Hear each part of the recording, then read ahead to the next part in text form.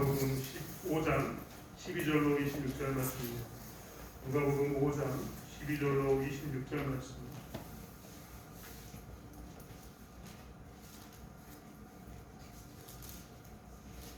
누가복음 5장 12절로 26절 말씀을 살렸으면 다시 한 목소리와 함께 떠가겠습니다. 예수께서 한 동네에 계실 때 온 몸에 나병 들린 사람이 있어 예수를 보고 엎드려 구하여 이르되 주여 원하시면 나를 깨끗하게 하실 수 있나이다 하니 예수께서 손을 내밀어 그에게 대시며 이르시되 내가 원하노니 깨끗함을 받으라 하신대 나병이 곧 떠나니라.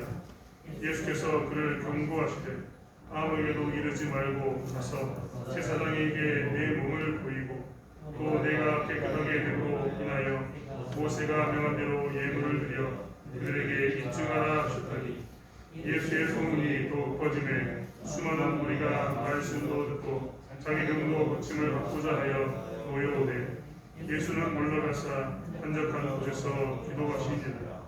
하루는 갇히실 때 갈릴리의 한 마을과 유대와 예루살렘에서 온 바리새인과 율법 교사들이 앉았는데 병을 고치는 주의 능력이 예수와 함께 하더라. 한 중풍병자를 사람들이 침상에 메고 와서 예수 앞에 들여놓고자 하였으나 우리 때문에 메고 들어갈 길을 얻지 못한지라 지붕에 올라가 기어를 벗기고 병자를 침상 낫채 무리 가운데로 예수 앞에 달아내니 예수께서 그들의 믿음을 보시고 이르시되 이 사람아 네 죄사함을 받았느니라 하시니 서기관과 바리새인들이 생각하여 이르되 이 신성 노도가는 자가 누구냐 오직 하나님 외에 누가 능히 죄를 사하겠느냐. 예수께서 그 생각하시고 대답하여 이르시되 너희 마음에 무슨 생각을 하느냐. 내 죄사함을 받았느니라 하는 말과 일어나 걸어가라 하는 말이 어느 것이 쉽겠느냐. 그러나 인자가 땅에서 죄를 사하는 권세가 있는 줄을 너희도 알게 하리라 하시고 중풍병자에게 말씀하시되 내가 네게 이르노니 일어나 내 침상을 가지고 집으로 가라 하시매 그 사람이 그들 앞에서 못 일어나 그 누웠던 것을 가지고 하나님께 영광을 돌리며 자기 집으로 돌아가니 모든 사람이 놀라 하나님께 영광을 돌리며 심히 두려워하여 이르되 오늘 우리가 놀라운 일을 보았다 하니라. 아멘.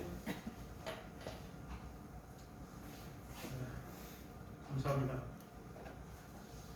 사실 교회가 2주간 예배를 쉬기로 저희가 선포가 난 이후에 굉장히 마음이 심란했습니다. 지난주 수요일날도 혼자 물거지 예배당 앞에서 혹시 누가 오지 않을까 하고 앉아있는데 서러워서 자매님들에게 전화했습니다. 예배 쉬는 거 못 쓰겠다고 두 번 다시 하면 안 되겠노라고 자매님들하고 통화한 적이 있습니다. 오늘 주일은 저희가 쉴 수는 없습니다. 예배를 쉰다고는 공식적으로 말씀드리지만 그 공식적인 것 안에는 항상 더 연약한 자들을 위함이 있습니다. 우리가 늘 추구했던 것처럼 예배를 드리나 드리지 않으나 하나님께 어느 것이 더 영광이 되는가, 어느 곳에 이 땅에서 복음을 증거하는 데 좀 더 도움이 될까, 이것이 우리의 숙제인데 우리의 목표인데 이것을 위해서 예배를 잠깐 쉬었습니다. 공식적으로 쉰다는 이유미 가운데는 우리보다 좀 더 연약해서 차가 아니면 움직일 수 없는 우리의 신앙의 선배들, 그리고 이제 갓 나온 믿음의 초신자들을 위해서 우리가 예배를 쉰다라고 말씀을 드렸습니다.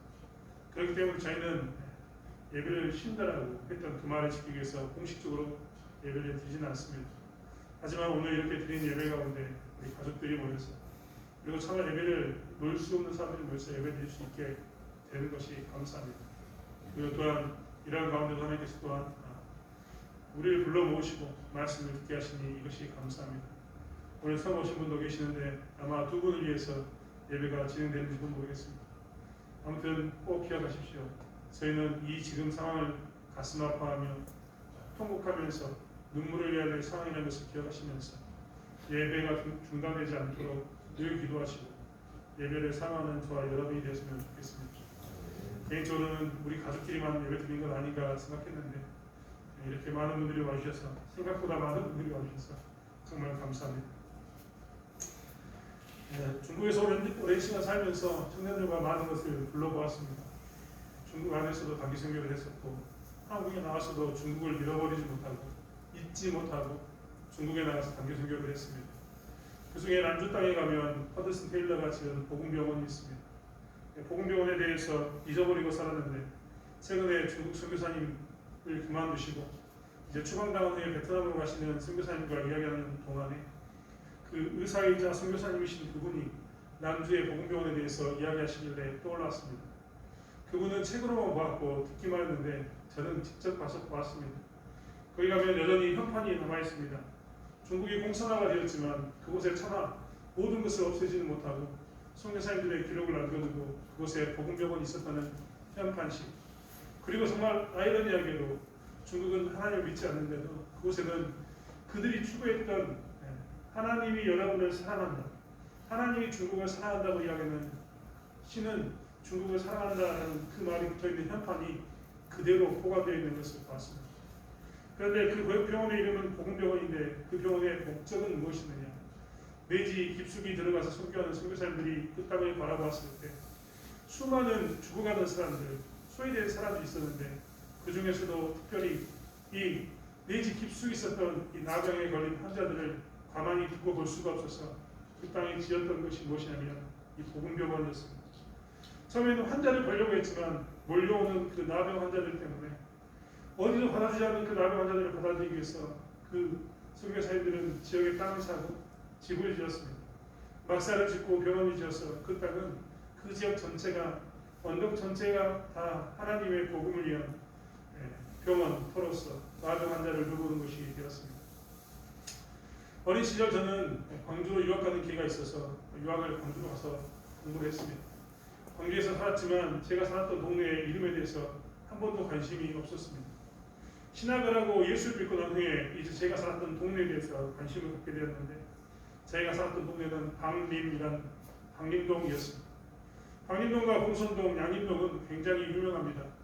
하지만 방림동에 방림이 왜 왔는지에 대해서 아무도 알지 못합니다.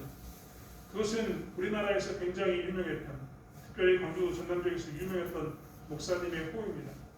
오방이라는 그분은 자기의 모든 것을 버려두고 나병 환자들과 함께 살았습니다. 가난한 자들에게 그는 자선을 베풀면서 그의 모든 것을 팔아서 그 방림동에 그는 나병 환자를 위한 곳을 만들었습니다. 방림동과 봉선동에 양동에 있는 선교사님들과 함께 연합하여서 그들은 나병촌을 만들었고 나병 환자를 돌보게 됩니다. 나중에 훗날 이 사람들은 애학원으로, 요수 애학원으로 다 이전하게 되지만 아무튼 그렇기 때문에 광주에서는 그 지역에 그 목사님의 호를 따서 방림이라고 이야기하는 동의 이름을 정했습니다. 아마 기념비적인 사건일 겁니다. 하지만 지금은 아무도 기억하고 있지 않습니다. 바로 이야기했던 것처럼 이렇게 난주에 있는 복음병원과 지금 광주에 있는 방림동, 공선동이라는 이름들은 지금은 다 잊혀져서 어느 병원으로 기록이 남아있고 지금은 잊혀져서 구촌이라는 이름으로 남아있지만 사실 곰곰이 되돌아보면 그 안에 모두 다 기독교와 관련된 나병 환자에 관련된 이야기들이 숨어있는 것을 보게 됩니다. 나병이라는 이름은 굉장히 오랫동안 이름이 바뀌었습니다. 한때는 문둥병이라고 이름이 붙였습니다. 문둥병입니다. 그리고 그 이름이 혐오스러워서 사람들은 나병이라는 이름으로 바꿨습니다. 그런데 그 이름도 혐오스러우니까 또 이름을 바꿨습니다. 한센병이라고 이름을 또 바꿨습니다. 그리고 이름은 지금 또 바뀌었습니다. 너무나 자주 바뀌니까 이제 이름도 기억하지 못할 만큼 이 병의 이름은 계속해서 바뀝니다. 왜냐하면 그만큼 혐오스럽게 사람들이 생각하기 때문입니다. 혐오의 대상이었던 그들을 어떻게 하면 조금이라도 혐오에서 제외시켜줄까라는 의미로 자꾸만 문둥병, 나병, 한센병이라는 이름을 바꿨습니다. 하지만 여전히 오래된 혐오의 대상은 이 사람들의 질병과 함께 그들을 따라다니는 것이 되었습니다. 지금도 사람들은 문둥병, 나병, 한센병이라는 이름을 들으면 여전히 혐오의 대상으로 부정적인 생각을 가지고 대하기 때문입니다.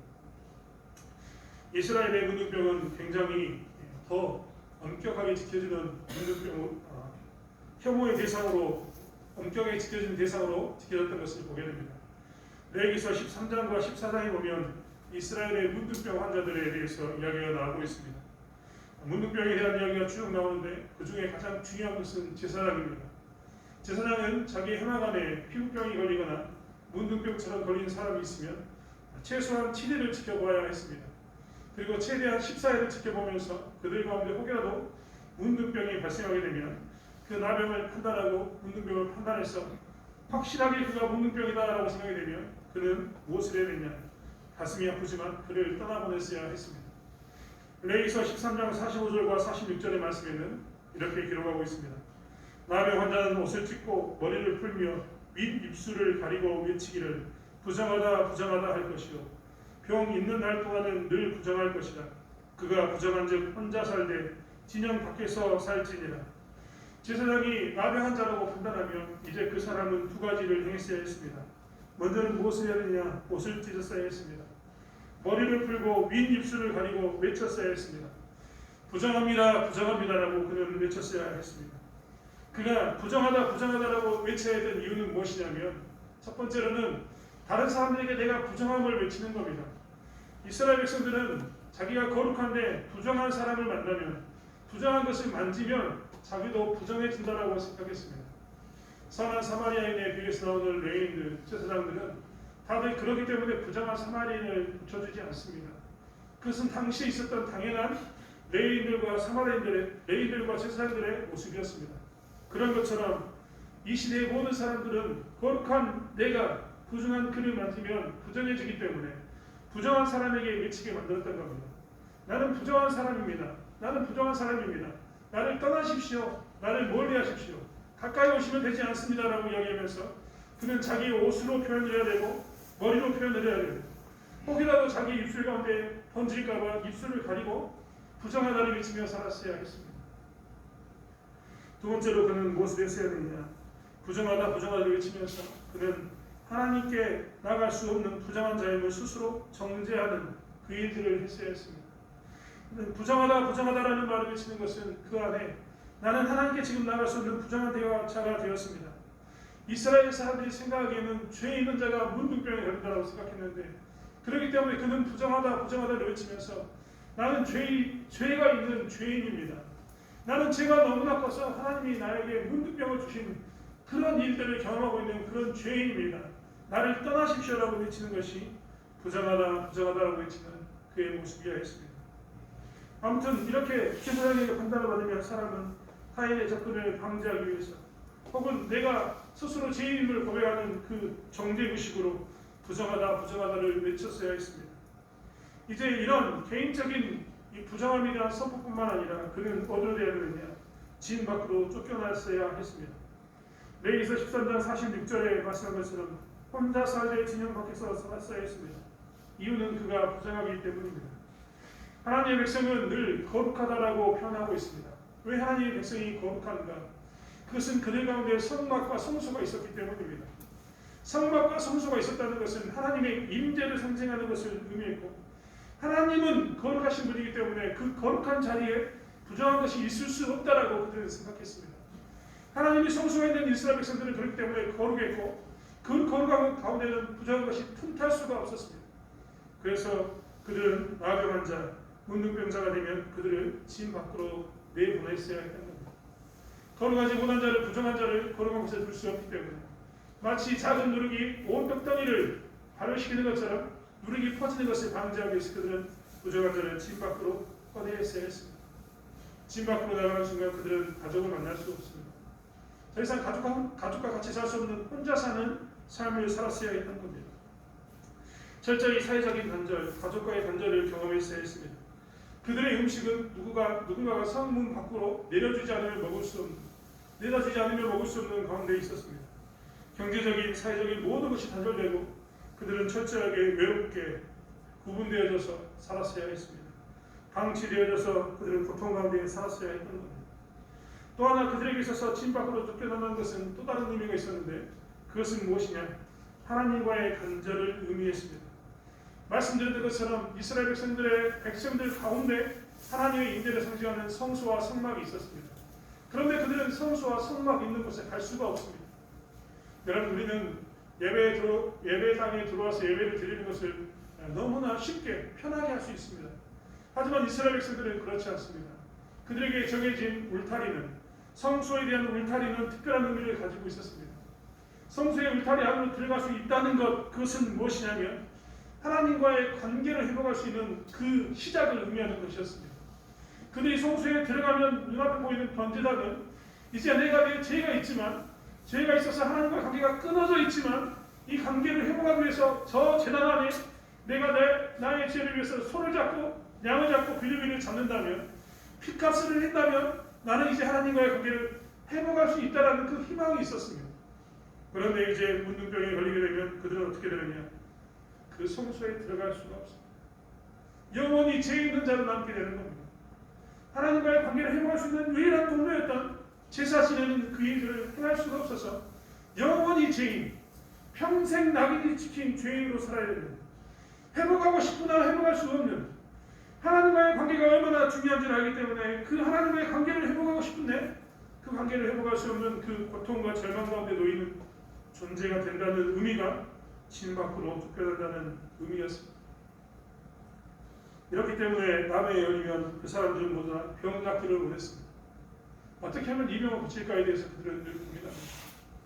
나만 장군이 먼 이웃 나라까지 찾아가서 그의 질병을 고치기를 원했던 것처럼 사람들은 문둥병에 걸리면 어떻게 해서든지 그들의 삶 가운데서 이 문둥병을 해결하고자 했습니다. 오늘 본문도 마찬가지입니다. 그런 가운데 있는 나병 들린 사람들이 예수를 보고 엎드린 장면으로 온 본문을 시작합니다. 그들은 뭐라고 외치냐? 주여라고 외칩니다. 그들이 어디서 이야기를 들었는지 모르겠습니다. 하지만 그들은 단순히 라뼈라고 외치는 게 아니라 주라고 외칩니다. 당신이면 나의 전능하신 전능자로 모실 수 있음을 고백하는 겁니다. 당신이면 나의 주인으로 섬길 수 있다는 고백이 주여 가운데 있습니다. 그리고 그들이 외치는 것은 무엇이었냐면 원하시면 나를 깨끗하게 하실 수 있나이다 라고 외칩니다. 원하시면 나를 깨끗하게 할 수 있나이다 라는 의미에는 여러 가지 의미가 들어있었을 겁니다. 하나님, 당신은 내가 주로 고백하는 분이십니다. 예수님, 당신은 이미 전능함이 있기 때문에 나는 당신을 나의 주인으로 삼고 전능함이 있는 분으로 나는 선포하면서 주여라고 외칩니다. 그런데 당신에게는 아마도 나를 깨끗하게 하시는 그 마음은 없겠지요. 당신은 전능하시기 때문에 당신은 능히 나를 깨끗하게 할 수 있지만 아마도 당신은 부정한 나를 부정하기 때문에 만지지 않으시고 그동안 수많은 사람들이 나에게 했던 것처럼 너는 부정하니까 가까이 갈 수 없다라고 이야기하는 그런 모습 가운데 나를 지나가시겠지요. 그런데 하나님, 그럼에도 불구하고 당신이 나에게, 내가 주로 고백하는 나에게 조금만의 희망을 가지시고 제발 부탁하건대 깨끗하게 하실 수 있으니 나에게 깨끗함을 주시면 안 되겠습니까? 라는 이야기가 오늘 나를 깨끗하게 하실 수 있나이다 라는 의미에 들어있는 겁니다. 그들은 기대하지 않았을 겁니다.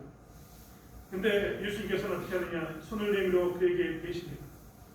그들은 지금까지 자기들이 입술 가운데서 나는 부정하다, 나에게 오지 마십시오, 나는 죄인이다라고 외치고 살았는데, 그렇기 때문에 어떤 사람도 자기들이 지나가면 멀리 떨어질 것을 원했고, 자기들이 마을로 들어가면 마을 밖으로 나가기를 원했고, 자기들이 지나갈 자리에 오지 말 것을 이야기하고, 그렇게 오지 말 것에 대한 수인의 계층으로 만져서는 안 되는 불과 접촉해서는 더러워지는 대상으로 사람들이 혐오의 대상으로 바라봤는데 예수님께서는 아무 말씀도 하지 않고 먼저 손을 내밀어 그에게 대셨습니다. 그리고는 예수님께서 내가 원하노니 깨끗함을 받으라 라고 외치셨습니다. 나병이 떠나는 사건이 오늘 그들 가운데 나타나게 되었다는 것. 오늘 우리는 이 본문을 보면서 한 가지 우리가 다시 한번 살펴보았으면 좋겠습니다. 왜 나병 들린 자들은 원하시면 나를 깨끗하게 하실 수 있나이다 라고 이야기했을까요? 다윗에서는 예수여 나를 고쳐주십시오 라고 고백하는 게 아니라 주님 나의 문둥병을 쫓아내주십시오, 떠나게 해주십시오 라고 이야기한 게 아니라 왜 나의 병을 내가 어딘지 모르겠지만 나는 굉장히 억울하니까 이 병을 좀 쫓아내주십시오 라고 구한 게 아니라 그들은 무엇을 구했냐면 원하시면 나를 깨끗하게 하실 수 있나이다 라고 구합니다.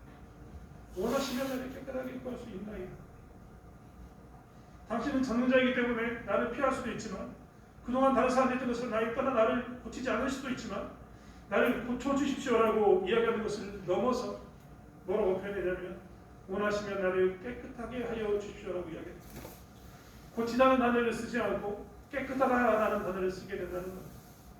왜 이들은 그들에게 있어서 그들을 괴롭혔던 이 문둥병의 문제, 현실적으로 나에게 있어서 혐오의 대상을, 혐오감을 주는 이 물리적으로 둘러있는 이 피부병을 고치려고 하는 이것에 대해서 집중하지 않고 그들은 깨끗하기를 원했을까요?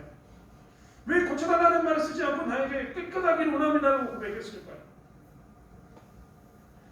이들에게 있어서 그들은 자신의 육체의 질병은 끔찍하지만 자신의 육체의 질병보다 영적인 깨끗함이 나에겐 더 중요합니다라고 고백했던 장면이 원하시면 나를 깨끗하게 하실 수 있습니다 라는 이야기입니다.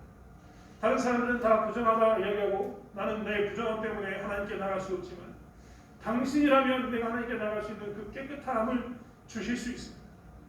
당신이라면 나로 하여금 하나님께 나갈 수 있는 그 길을 열어주실 줄 믿습니다라고 그는 고백했다는 겁니다.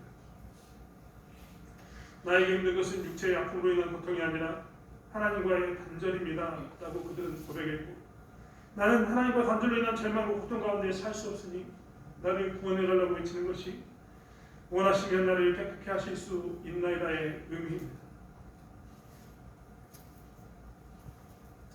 그들이 어디서 예수 이름을 들었는지 모릅니다. 나사렛은 요한의 아들이라고 예수를 배척한 사건을 우리는 기억하고 있습니다.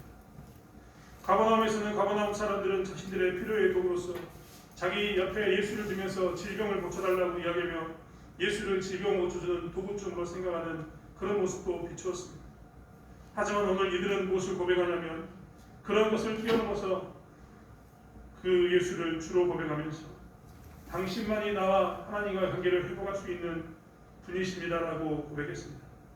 예수를 통해서 하나님과의 단절의 문제를 해결받기를 원합니다라고 메시아가 이 땅에 와서 할 일, 구원자가 이 땅에서 하실 일, 바로 하나님과 사람의 관계를 회복시키는 일에 대해서 그들만이 고백합니다. 우리는 사실 우리의 문제 삶 가운데서 많은 문제들을 가지고 삽니다. 하지만 우리가 구해야 할 것은 오늘 나병 환자들이 구했던 것처럼 우리에게 주었던 이 질병, 외적으로 보이는 육체에 있는 이 문제에 대해서 구하고 간다는 것을 넘어서 하나님 우리에게서 주셨던 그 메시아 예수 그리스도를 통해서 하나님과의 관계를 회복하는 데 더 힘써야 되는 것이 우리의 모습인 것을 오늘 본문은 이야기하고 있습니다. 우리는 대부분 다 우리에게 문제가 있으면 나병과 같이 정말 불치병이 있고 정말 몇십 년 동안 긴 시간 동안 많은 사람들이 포기했던 그 일들에 대해서 내가 정말 낫기를 구했다면 그 문제가 해결되기를 원하는데 하나님께서는 그 문제보다 무엇을 원하시냐면 하나님과의 관계를 예수를 통해서 회복할 것을 원하고 있습니다. 많은 사람들은 자기의 어떤 문제가 생기면 그것이 가정의 문제이든 물질의 문제이든 자녀의 문제이든 직장의 문제이든 어떤 문제든 간에 그들은 그 문제를 가지고 나와서 해결하려고 하는데 오늘 하나님께서는 우리에게 예수를 보여주시면서 이 문둥병자의 사건을 보여주시면서 너에게 먼저 필요한 것은 하나님과의 관계 회복이다라고 선포하고 계신다는 겁니다. 우리는 늘 착각합니다. 내 이 문제가 해결되면 내 삶이 평안해질 것처럼 보이고 평강이 있을 것처럼 문제가 되는데 우리는 늘 착각하게 된다는 겁니다. 하지만 그때마다 우리가 구해야 할 것은 우리의 생각을 바꾸고 하나님과의 관계를 먼저 회복하는 일에 힘써야 합니다. 요한복음 15장에 있는 말씀은 우리가 너무나 잘 알고 있는 말씀입니다. 포도나무에 관한 이 비유는 너무나 잘 알고 있는데 그 말씀을 다시 한번 읽어드리면 이렇습니다. 내 안에 거하라 나도 너희 안에 거하리라. 가지가 포도나무에 붙어있지 아니하면 스스로 열매를 맺을 수 없음같이 너희도 내 안에 있지 아니하면 그러하리라. 나는 포도나무요 너희는 가지라. 그가 내 안에 내가 그 안에 거하면 사람이 열매를 많이 맺나니 나를 떠나서는 너희가 아무것도 할 수 없습니다. 사람이 내 안에 거하지 아니하면 가지처럼 밖에 버려져 마르나니 사람들이 그것을 모아다가 불에 던져 사르느니라. 너희가 내 안에 거하고 내 말이 너희 안에 거하면 무엇이든지 원하는 대로 구하라. 그리하면 이루리라. 너희가 열매를 많이 맺으면 내 아버지께서 영광을 받으실 것이요 너희는 내 제자가 되리라 라고 요한복음의 말씀은 우리에게 말씀하고 계신다는 겁니다. 예수님의 강조점은 하나님의 강조점은 어디 있냐면 너희가 내 안에 거하고 내 말이 너희 안에 거했을 때 라고 이야기합니다. 너희와 나의 관계가 끊어져 있는데 끊어서는 열매를 맺을 수 없으니 관계를 회복하고 다시 접붙여서 하나님 안에 있음으로 해서 너희들이 열매 맺기를 원한다라고 하나님께서는 말씀하고 계신다는 겁니다. 우리에게 그렇게 필요한 것은 무엇이냐면 메시아를 통한 예수를 주로 고백하는 그 고백을 통한 하나님과의 관계 회복이 우리에게 가장 필요한 문제인 것을 우리는 보게 됩니다. 우리는 그렇기 때문에 우리가 무엇보다도 가장 우선시해서 가장 요구해야 될 것은, 원해야 할 것은, 기도해야 할 것은 어떻게 하면 내가 하나님과의 관계를 회복할 수 있습니까? 라고 고백하는 것. 그리고 어떻게 하면 내가 하나님과의 관계를 회복하기 위해서, 어떻게 하면 내가 하나님과의 관계를 회복하기 위해서 살아야 되는가에 대해서 우리가 기도하고 나가는 것이 우리의 모습인 것을 보게 됩니다. 우리는 오늘 코로나를 통해서 사실 예배를 쉬고 있습니다. 예배를 쉰다는 것은 막연하게 예배를 쉬었다라는 의미로 존재하지 않습니다. 우리가 말씀드렸던 것처럼 예배를 드리나 드리지 않으나 우리에게 제일 중요한 것은 어떻게 하면 하나님께 영광이 되는가, 어떻게 하면 그것을 통해서 하나님과의 이 땅의 관계를 바로 맺어줄 것인가에 대한 고민 가운데 우리는 예배를 쉰다라고 이야기했습니다. 하지만 이 예배를 쉬는 이것 가운데 우리가 하나님과의 관계를 위해서 기도하거나 하나님과의 관계 회복을 위해서 노력하는 그 수고가 있지 않다면, 예수 그리스도라는 이름을 통해서 하나님 앞에 접붙임을 받는 그 사건이 우리 가운데 있지 않다면, 우리가 그저 예배를 쉬는 것으로 즐거워하며 만족하면서 그냥 그렇게 있게 된다면 우리는 결코 오늘 우리가 원하는 우리의 삶 가운데서의 모든 평강을 누릴 수가 없습니다. 우리가 원하는 모든 문제에 대한 답을 우리는 영원히 찾을 수 없는 미궁 가운데 빠지게 될 거라는 겁니다. 오히려 예배를 쉬는 것은 빈곤의 악순환처럼 영적인 악순환을 가져와서 악순환 가운데 예배를 쉼으로 인해서 하나님 관계는 더 멀어지고 하나님과의 관계에 멀어서 예배는 더욱더 사라져가는 그런 모습을 가져오게 될 것입니다. 하지만 이 예배를 쉬는 것 가운데 애통함이 있고, 그렇기 때문에 우리는 은혜가 필요하고, 그렇기 때문에 우리에게는 주여 원하시는 나를 깨끗하게 하실 수 있나이다라는 고백처럼 하나님 우리에게 원하시면 하나님께서 예배를 회복할 수 있습니다. 예배를 열 수 있습니다. 코로나를 물리칠 수 있습니다. 하나님 관계를 회복할 수 있습니다라는 이 고백 가운데서 있었을 때 우리가 비로소 선순환 가운데로 들어가서 하나님과의 깊은 은혜 또한 이 땅의 모든 문제를 해결할 수 있는 은혜 가운데 거하게 되는 것을 보게 됩니다. 사랑하는 성도 여러분, 우리는 무엇을 위해서 지금 나아가고 있습니까? 우리는 지금 무엇을 가장 중점으로 우선순위를 두면서 이 땅에서 살아가고 있습니까? 코로나를 바라볼 때도 우리는 무엇이 우선순위입니까? 나의 생명을 위해서 예배를 쉰다라고 생각한다면 오산입니다. 나의 생명을 위해서 예배를 나오지 않겠노라고 이야기한다면 오산입니다.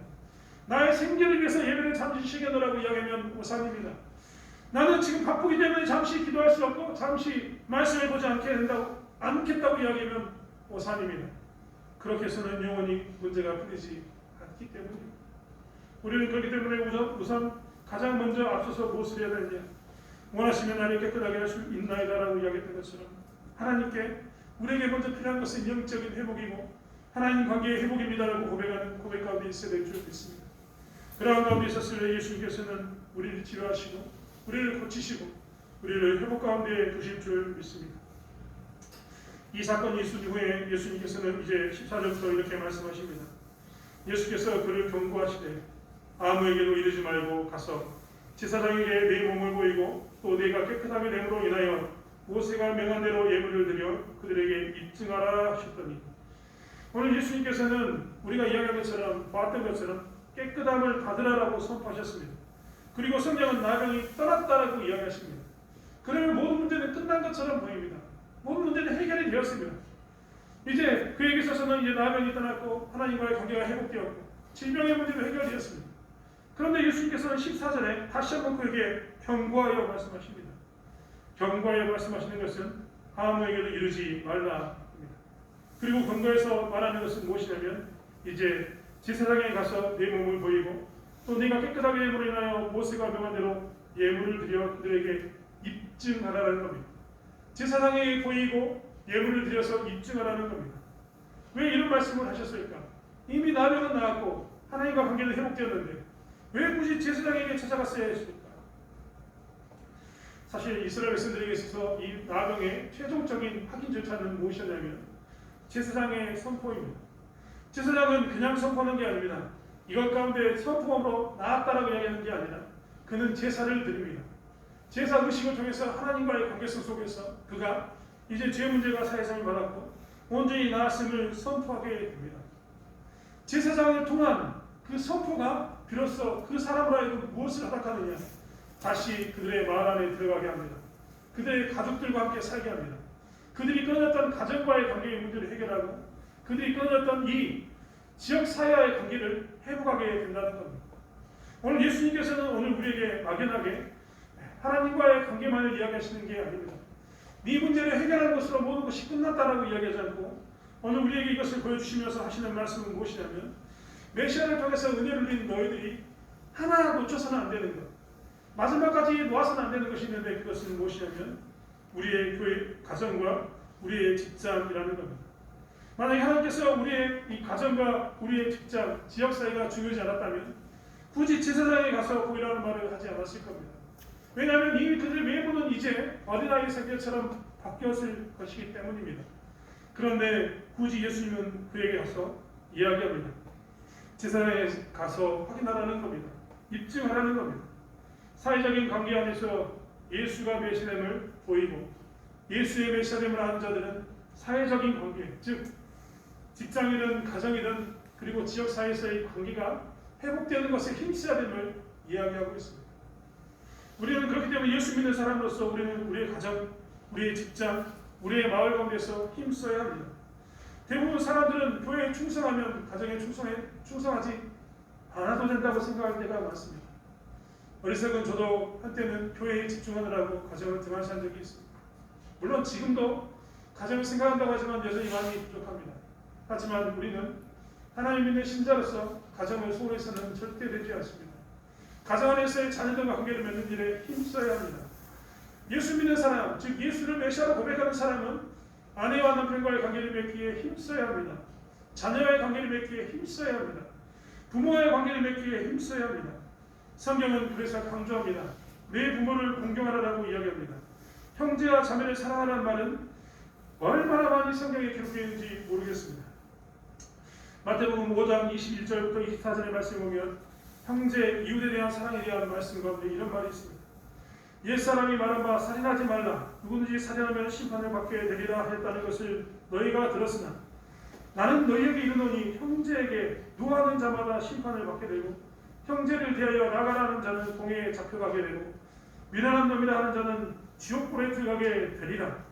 그러므로 예물을 제단에 드리다가 거기서 네 형제에게 원망 들을 만한 일이 있는 것이 생각나거든 예물을 제단 앞에 두고 먼저 가서 형제와 화목하고 그 후에 와서 예물을 드리라.